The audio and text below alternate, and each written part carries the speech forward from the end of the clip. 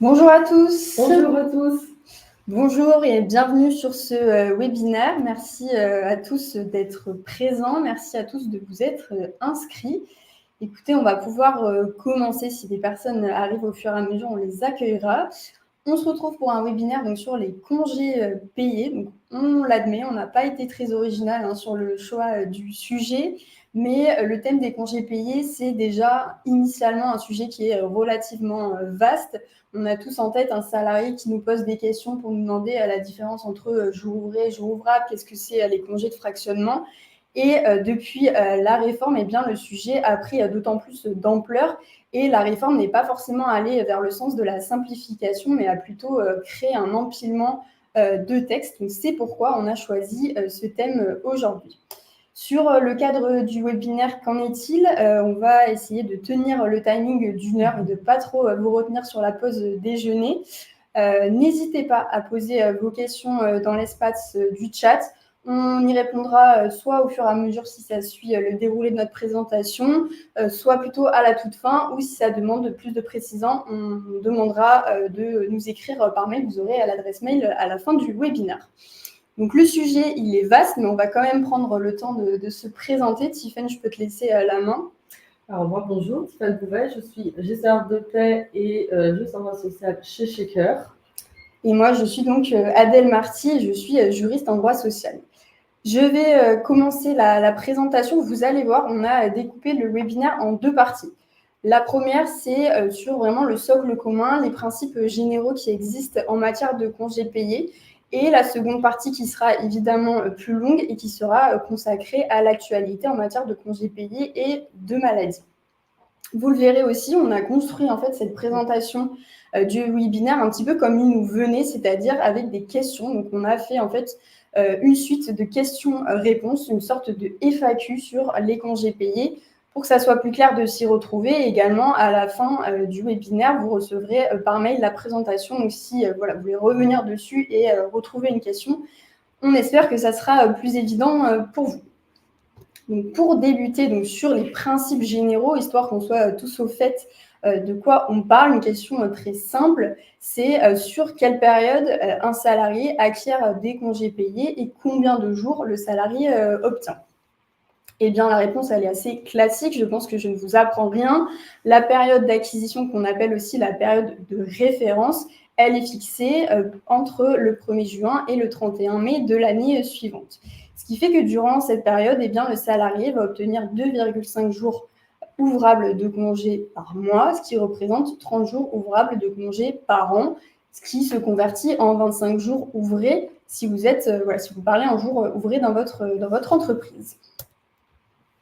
Alors, la question suivante. Comment définir la période de prise des congés payés?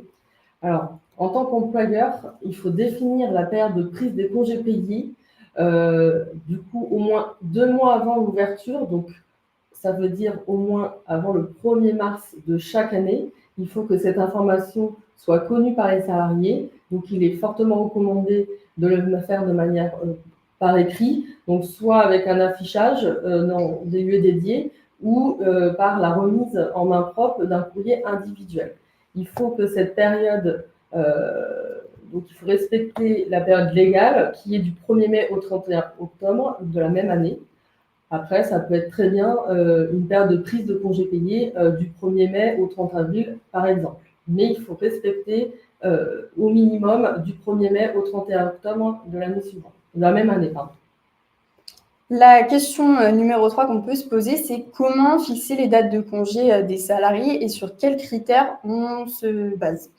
Eh bien, la réponse, elle est assez simple. C'est tout simplement l'employeur qui décide unilatéralement de la date des congés payés des salariés. Donc, ça, c'est le principe. On recommande quand même, évidemment, plutôt une concertation avec le salarié, mais sachez que l'accord n'est absolument pas requis. Pour fixer les dates de congé, l'employeur, il n'est quand même pas 100% libre puisqu'il doit se tenir à certains critères, à savoir l'ancienneté du salarié, son éventuelle activité chez un ou plusieurs employeurs si le salarié est à temps partiel, Également, sa situation de famille, donc le fait d'accorder ses congés avec celui de son conjoint. Si dans son foyer, eh bien, il y a une personne en situation de handicap, on doit également en tenir compte. On a également d'autres critères qui sont là pas prévus par le Code du travail, mais qui peuvent entrer en jeu. C'est par exemple les dates des vacances scolaires des salariés qui ont des enfants, aussi les dates de garde, par exemple, pour les salariés qui seraient divorcés et qui auraient des enfants. Donc, tout un tas de critères à prendre en compte. Donc ensuite, quel délai dois-je respecter pour fixer les dates de congés payés?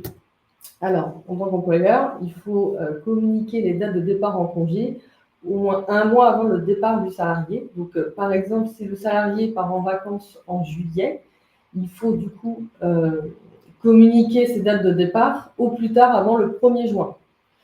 Et cette communication doit se faire par écrit, donc toujours pareil, je dirais plutôt un courrier individuel au salarié et aussi ce délai de prévenance d'un mois, on ne peut pas le modifier, on ne peut pas le déroger.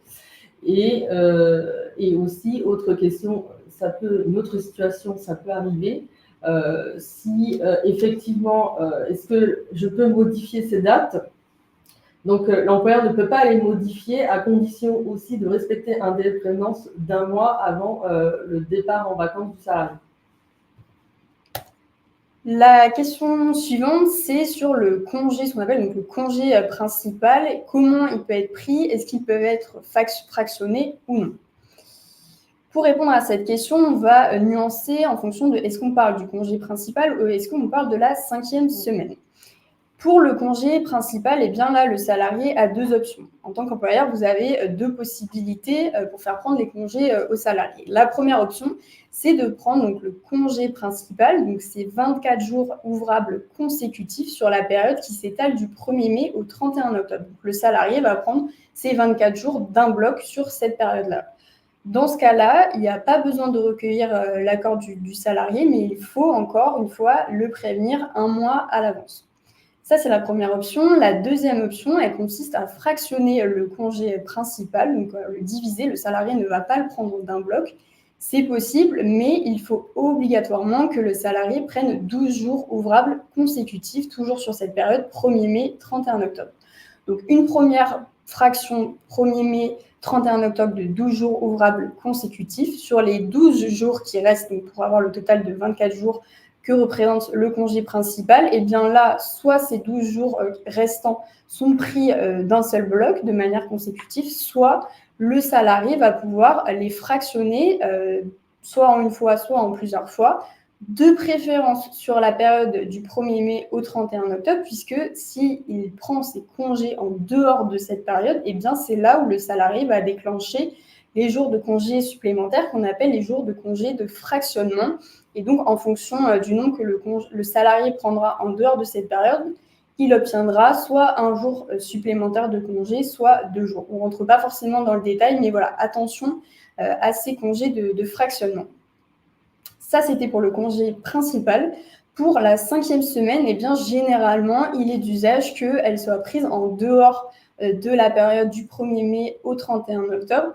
Et dans ce cas-là, en revanche, on n'aura pas de jours de congé de fractionnement supplémentaire. Ça sera en dehors de cette période, mais sans congé de fractionnement. Alors, que faire si mon salarié n'a pas soldé sous ses congés au titre de la période du 1er juin 2023 au 31 mai 2024 pour cette année? Alors, deux cas de figure. Effectivement, le premier, c'est si le salarié a été empêché de prendre ses congés, par exemple, en raison d'un congé maternité. Effectivement, ces congés, à la fin de la période, seront reportés automatiquement afin qu'ils puissent les reprendre sur la nouvelle période de réforme de congés payés. À l'inverse, si le salarié, lui, n'a pas été empêché de prendre ses congés, en principe, ils sont perdus. Encore faut-il bien prévoir cette mention dans le courrier d'information qu'on remet aux salariés 2 mois avant l'ouverture des congés. Et effectivement, si vous apercevez qu'il y a un nombre important de congés payés sur les bulletins de salaire, par exemple courant avril, c'est vrai que du coup, il faudrait inviter les salariés à solder leurs congés avant le 31 mai pour repartir sur une nouvelle période sans report. Mais ça, après, tout dépend des pratiques aussi dans les entreprises. Et parfois, s'il reste 2-3 jours, on peut laisser également des congés reportés. Tout dépend de ce qui est prévu avec la direction. Merci beaucoup, Tiffaine. On a voulu faire ce focus, vraiment le principe commun sur les congés payés avant d'aborder le gros du sujet, à savoir la réforme en matière de congés payés et de maladie, puisque comme ça, on a chacun les bonnes bases pour bien comprendre la suite. La suite, la voici, c'est la loi du 22 avril 2024 qui est donc entrée en vigueur le 24 avril 2024 qui nous dit que les salariés en arrêt de travail continuent d'acquérir des congés payés, quelle que soit l'origine de la maladie ou de l'accident. Donc, je pense que toutes les personnes qui sont sur ce webinaire ont entendu parler de cette loi. Pour revenir un peu à l'origine, finalement, cette loi, elle fait suite à des arrêts de la Cour de cassation qui ont été donnés le 13 septembre 2023 et un avis qui a été rendu par le Conseil d'État là, le 11 mars 2024 et qui en fait a invité le législateur, voire même qu'il a contraint en fait le législateur à intervenir pour mettre en conformité notre droit national qui n'était pas conforme à celui du droit européen. Donc, pour l'origine de la loi, en tout cas, c'était vraiment une inadéquation entre le droit européen et le droit national. Cette nouvelle loi, elle nous a donné tout un tas de nouvelles réformes, de nouveaux principes. Donc, vous allez voir, on va poursuivre sur la forme de questions-réponses. Tiffaine nous fera aussi des exemples. Et on va essayer d'être le plus clair possible et de ne pas trop non plus rentrer dans tous les détails, puisque sinon, ça devient très compliqué. La première règle que la réforme a mis en place et qu'il faut revoir, c'est les nouvelles règles d'acquisition. Donc, la question qu'on se pose, c'est combien de jours de congés payés un salarié qui est en arrêt peut-il acquérir ? Pour répondre à cette question, là encore distinguer selon l'origine de la maladie ou de l'accident qui a donné lieu à l'arrêt de travail. Si l'absence est due à un accident ou une maladie professionnelle, dans ce cas, le salarié obtiendra 2,5 jours ouvrables par mois d'arrêt maladie, ce qui représente une limite de 30 jours ouvrables maximum sur l'année en cas d'arrêt qui serait sur toute l'année de référence. Ça, c'est pour le côté professionnel. En cas d'arrêt non professionnel, le salarié, il va acquérir 2 jours ouvrables par mois d'arrêt, ce qui représentera 24 jours ouvrables au maximum, pareil, en cas d'arrêt qui serait sur toute l'année de référence. Et aussi, il n'y a pas de limite au niveau de la durée des arrêts. C'est-à-dire que pour revenir sur l'accident et la maladie pro, effectivement, avant, on avait une acquisition totale pendant une année. Ce délai a été supprimé, donc en fait, peu importe la durée de l'arrêt de travail, que ce soit d'origine pro ou non pro, du coup, il y aura cette acquisition limitée à 30 jours ouvrables pour un accident ou une maladie professionnelle et 24 jours ouvrables maximum par an pour un arrêt de travail non professionnel, par exemple. Donc, j'enchaîne sur la deuxième question. Comment se calculent les congés payés acquis pendant un arrêt de travail sur une partie de l'année ? Donc, j'ai fait 2 petits exemples parce que, effectivement, comme l'a bien expliqué Adèle, en fonction de l'origine pro ou non pro, nous n'allons pas avoir la même acquisition. Donc, pour simplifier, je vais commencer par l'accident du travail. Donc, un salarié qui a eu 4 mois d'arrêt de travail au cours de la période d'acquisition, donc du 1er juin 2024 au 31 mai 2025, qu'est-ce qui se passe ? Lui, finalement, dans ce cas de figure, il n'y a pas d'impact sur le montant total des congés payés parce qu'il y aura toujours ces 2 jours et demi par mois. Donc, pour une année complète, on reste sur 12 mois fois 2 jours et demi égale 30 jours ouvrables en matière d'acquisition de congés payés. Pour la maladie non professionnelle, donc on a repris ce même exemple, sauf que là, le calcul ne se fera pas de la même manière. Donc là, son arrêt est de 4 mois, donc j'ai mis de juin à septembre 2024, par exemple. Donc, qu'est-ce qui se passe ? Donc, en fait, du 1er juin jusqu'au 30 septembre 2024 inclus, donc c'est-à-dire pendant la période de maladie non professionnelle, comment ça va se calculer ? On va faire 4 mois fois 2 jours égale du coup 8 jours de congés payés acquis pendant l'arrêt de travail. Et ensuite, du 1er octobre au 31 mai, jusqu'à la fin de la période d'acquisition, donc 8 mois fois 2 jours et demi est égal à 20 jours. Donc, ce qui fait que pour cette période, avec 4 mois d'arrêt de travail pour maladie non pro, on a donc acquis 28 jours ouvrables de congés payés. Merci Tiffaine. La question suivante, c'est quelles sont les règles d'équivalence existantes depuis la nouvelle réforme? La question sous-jacente derrière, c'est est-ce que tous les arrêts maladie vont avoir un impact sur le nombre de congés payés acquis par un salarié? Eh bien, la réponse à cette question, elle est négative puisque non, tous les arrêts de travail ne vont pas forcément avoir un impact. Tous les arrêts ne sont pas forcément concernés par la réforme parce que le Code du travail a mis en place ce qu'on appelle des règles d'équivalence pour la détermination de la durée des congés payés. Je m'explique. En fait, on considère que sont assimilés à un mois de travail effectif soit 4 semaines de travail, soit 20 jours ouvrés de travail. Là, c'est dans le cas où le salarié aurait un horaire hebdomadaire qui serait réparti sur 5 jours. Si vous avez un salarié qui travaille 6 jours dans la semaine, là, ce n'est pas 20 jours ouvrés, mais c'est bien 24 jours ouvrés de travail. Je m'explique à travers un exemple pour cette règle d'équivalence. Par exemple, vous avez un salarié donc, qui travaille du lundi au vendredi, donc 5 jours par semaine, qui a été absent 3 jours, du 29 au 31 mai, pour maladie non professionnelle. Et bien, si on fait le décompte, vous verrez bien que le salarié il a tout de même travaillé 20 jours au cours du mois. Et donc, on retrouve ces 20 jours d'équivalence qui fait qu'il a acquis la totalité de ses congés payés.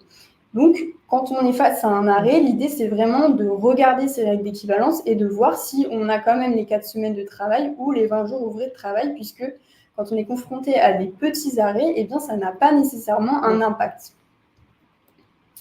Exactement. Donc, du coup, pour la question numéro 4, quelles sont les modalités de calcul de l'indemnité de congé payé? Effectivement, il y a eu un petit changement pour la maladie non professionnelle, notamment. Donc, les limites, je rappelle, c'est bien 2 jours ouvrables par mois, dans la limite de 24 jours ouvrables maximum pour la période de référence, mais dès lors que le salarié est absent toute l'année, donc du 1er juin au 31 mai de l'année suivante. Et en matière d'indemnité, qu'est-ce qui se passe? C'est vrai que avant ces réformes, hors convention collective plus favorable, effectivement, on ne reconstituait pas la maladie pour le calcul d'indemnité de congé payé. Maintenant, on doit reprendre 80% du salaire pour la détermination de l'indemnité de congé payé ou effectivement provision de congé payé, parce que, comme vous le savez, pour la règle des congés payés, il y a 2 méthodes, soit celle du maintien de salaire ou la règle du 10e. Donc, effectivement, ces 80% ne concernent que pour notamment la règle du 10e. Et effectivement, ça peut avoir une conséquence ou pas en fonction des variables de paye. Et dès lors que le salarié pose un congé, on doit toujours faire le comparatif entre ces 2 méthodes et appliquer le plus favorable. Donc, c'est vrai qu'en principe, un arrêt de travail, on ne prend pas 100% dans le cadre de la maladie non pro. Par déduction, c'est sûrement la règle du maintien qui sera plus favorable, mais être vigilant, bien regarder les calculs au niveau d'indemnité de congé payé au moment soit du départ, soit au moment de la prise de congé payé. Alors, ensuite, en matière de report, parce que avec la nouvelle réforme, il existe un report pour prendre les congés payés. Donc, le salarié qui était dans la possibilité de prendre ses congés pour cause de maladie ou d'accident, peu importe l'origine, au cours de la période de prise de congé. Donc, effectivement, il y a 2 situations. Donc, si le salarié a un arrêt de moins d'1 an, le report il va démarrer à la date à laquelle le salarié va être informé par l'employeur de ses droits au moment de la reprise à son poste. Alors que pour les arrêts supérieurs à 1 an, alors que la méthode est différente. Si le salarié est toujours absent, effectivement, le report, lui, va démarrer à la fin de la période d'acquisition des congés payés. Merci Tiffaine. La question numéro 6 qui vient tout de suite, c'est la réforme qui a mis à la charge des employeurs une nouvelle obligation. Cette nouvelle obligation, elle consiste en une obligation d'information des salariés. L'employeur a désormais l'obligation de communiquer à tous les salariés qui seraient concernés deux types d'informations, à savoir le nombre de congés dont ils disposent ainsi que la date à laquelle ils peuvent être posés. Cette communication, elle doit être faite dans un délai de 1 mois suivant la reprise du travail. On nous dit que l'information, elle peut être faite par tout moyen. L'important, c'est de conférer date certaine à la réception de ces informations. Le plus simple, ça reste quand même de faire figurer l'information sur le bulletin de paie. L'information, elle est extrêmement importante puisqu'elle va marquer le point de départ de la période de 15 mois dont nous parlait Tiffaine, dont le salarié va disposer pour reporter les congés. Donc, ne passez pas à côté de cette obligation d'information. Donc là, on a voulu prendre un exemple. Donc j'ai repris l'exemple de l'administration. Donc là, j'ai énuméré cet exemple en indiquant que le salarié qui est en arrêt, donc maladie du 1er décembre 2024 au 30 avril 2025, le salarié vient le 1er mai, donc on considère que l'arrêt a pris fin au 30 avril, et que l'employeur informe le salarié de ses droits le 15 mai. Donc, nous allons regarder dans la slide suivante pour mieux expliquer, parce que effectivement, il faut étudier les situations au cas par cas. C'est quand même très complexe. Donc, on vous présente ce petit schéma, comment on va l'interpréter. Donc, là, dans cet exemple, on peut voir les périodes d'acquisition, donc c'est du 1er juin au 31 mai, et que la période de prise, du coup, c'est du 1er mai au 30 avril. Donc, on a dissocié ces périodes, et on voit en rouge l'arrêt de travail, qui lui donc, est bien du 1er décembre au 30 avril. Donc, sur les reports, qu'est-ce qui se passe? Donc, les congés acquis du 1er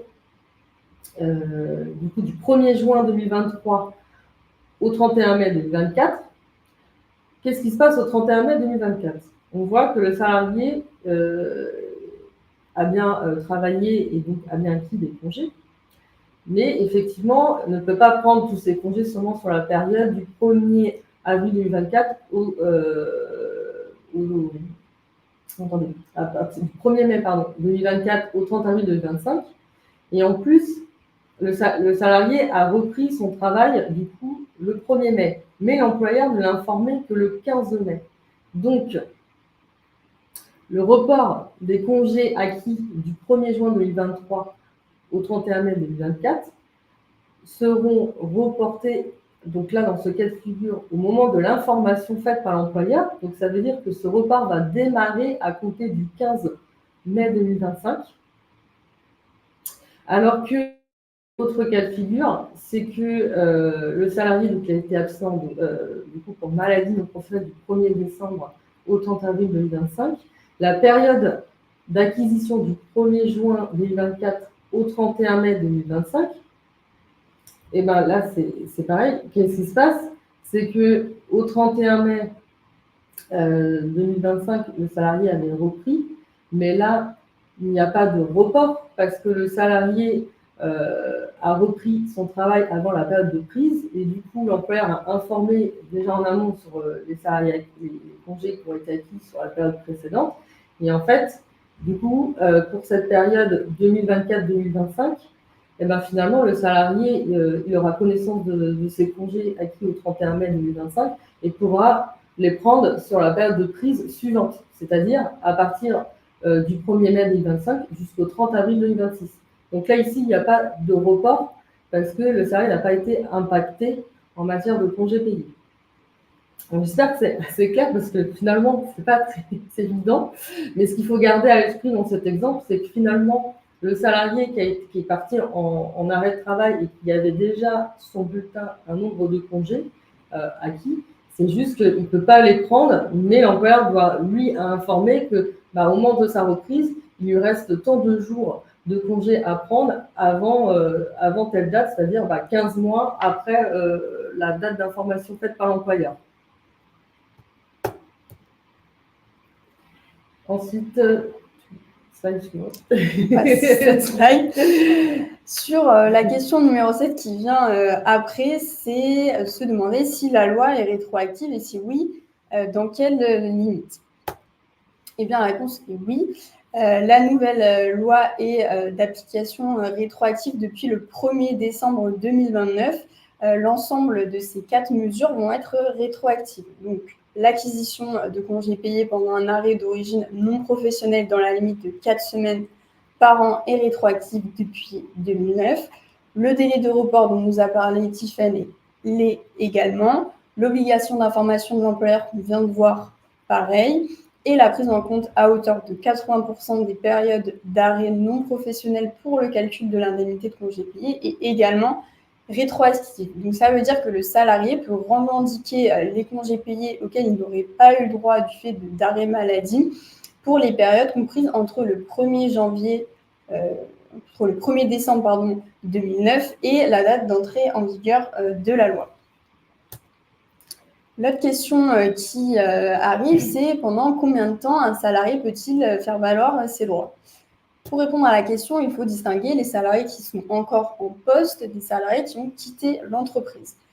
Pour les salariés qui sont en poste, eh bien, la loi a limité l'action en justice des salariés puisqu'elle prévoit qu'une telle action est soumise à ce qu'on appelle donc un délai de forclusion. Donc, le salarié va avoir 2 ans à compter de la date d'entrée en vigueur de la loi pour agir en justice, ce qui nous amène donc au 24 avril 2026 minuit pour que les salariés qui sont encore en poste puissent agir. Le second cas de figure, c'est les salariés qui auraient quitté l'entreprise. Et bien là, on va revenir à la prescription triennale qui s'applique et qui fait obstacle aux actions des salariés qui auraient quitté l'entreprise depuis plus de 3 ans. Donc, dès lors qu'un salarié a quitté l'entreprise depuis plus de 3 ans, eh bien, il n'a plus la possibilité d'agir en justice. Alors, on a voulu mettre un petit exemple sous forme de frise pour justement, là, on a pris l'exemple d'un arrêt longue durée sur 2 périodes de référence à compter du 1er janvier 2012 au 31 mai 2013. Pour un salarié qui est toujours en poste dans l'entreprise. Donc, effectivement, on peut s'apercevoir qu'entre ces 2 périodes d'acquisition, effectivement, l'arrêt est plutôt long et qui veut dire par conséquent, le salarié a sûrement perdu des jours de congés payés au titre de cet arrêt de travail. Et c'est vrai qu'au moment de la reprise, on aurait dû, soit il avait repris, c'était des reports qui aurait dû être fait par l'employeur et du coup démarrer soit au moment de sa reprise, soit au moment de la période de fin d'acquisition. Donc là, dans cet exemple, on voit qu'au 31 mai 2013, il est toujours absent, donc c'est un arrêt de plus d'1 an. Donc l'employeur aurait dû faire l'information donc du coup à l'issue de cette période d'acquisition de congés payés. Sauf qu'effectivement, la loi est parue donc le 24 avril 2024. Donc ce qui fait que il n'y a pas eu de report particulier, mais cela signifie qu'à partir du 24 avril 2024 jusqu'en avril 2026, le salarié en fait peut agir en justice pour réclamer éventuellement les jours qu'il a perdus au titre de cet arrêt de travail. Donc après, effectivement, le salarié peut agir en justice, mais s'il est présent dans l'entreprise, il peut faire la demande directement à l'employeur de régulariser ses congés. Mais il faut bien, comme on l'a expliqué avant, je sais que c'est pas évident parce qu'on doit étudier le cas du salarié en fonction de ses dates d'arrêt. Et ça, tous les salariés n'ont pas les mêmes dates d'arrêt. Donc, il faut faire un peu un schéma pour chaque situation et voir si effectivement, dans le cas de figure d'un salarié qui réclamerait des congés, est-ce que finalement, il a vraiment perdu ou pas. Et s'il a perdu des congés, eh ben, il faudra régulariser en ce sens, mais cela signifie que qu'est-ce qui va se passer pendant 2 ans? Est-ce que les salariés vont demander aux employeurs ou pas?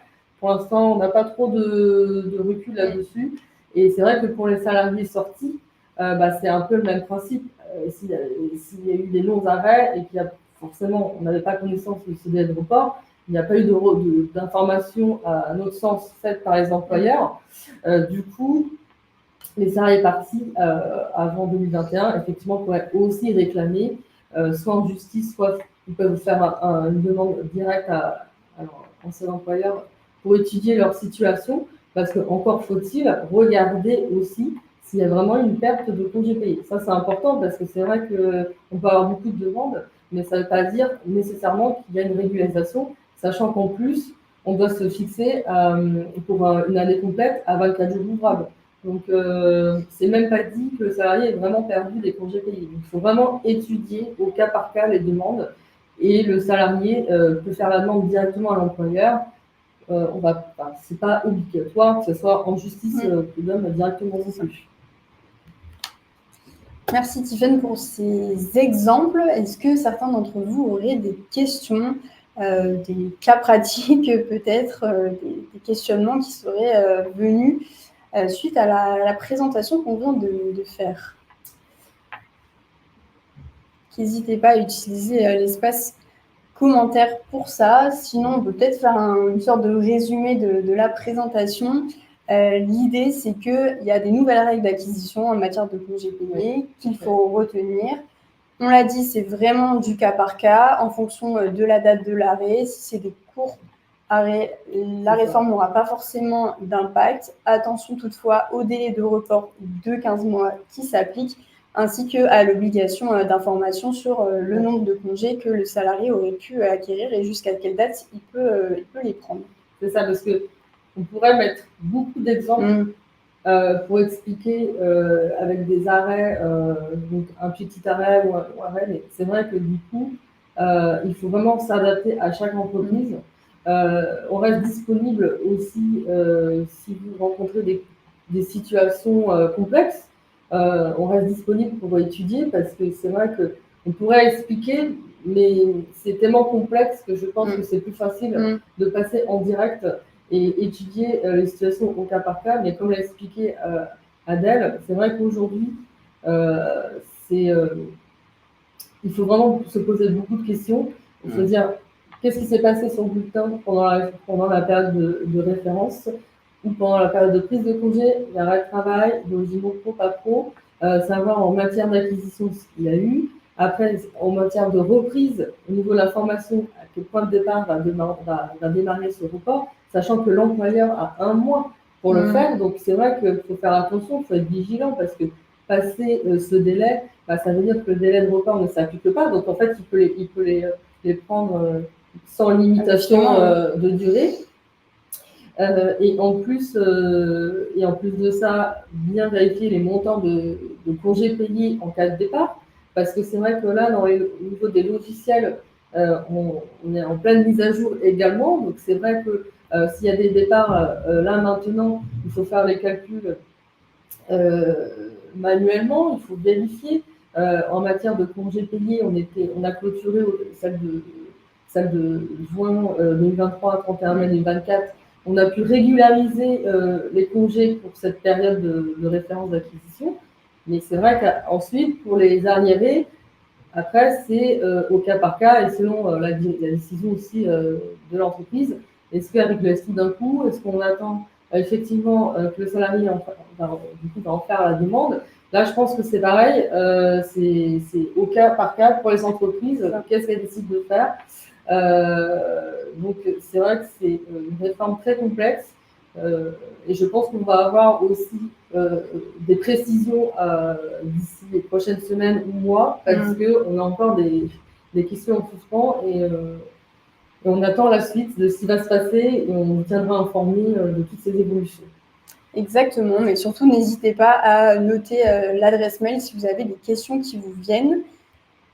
On peut vous présenter le prochain webinaire qui sera animé par Béatrice et Marion, qui portera donc sur les RPS, donc les risques psychosociaux, l'étape vraiment préalable et cruciale à la QVCT.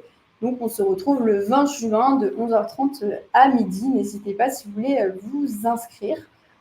On vous enverra également la présentation par email ainsi que des points clés à retenir si jamais voilà, vous voulez revenir sur notre présentation. Écoutez, s'il n'y a pas de questions, on peut vous souhaiter un bon appétit, une bonne après-midi et vous remercier encore d'avoir été présent pour ce webinaire. On espère vraiment avoir été clair et vous l'avez vu, voilà, on n'a pas fait trop d'exemples pour éviter de trop encombrer les esprits puisque ce qu'on retient, c'est que c'est vraiment du cas par cas et des situations qui se font, qui se traitent dans les entreprises. C'est ça. Bonne journée à tous.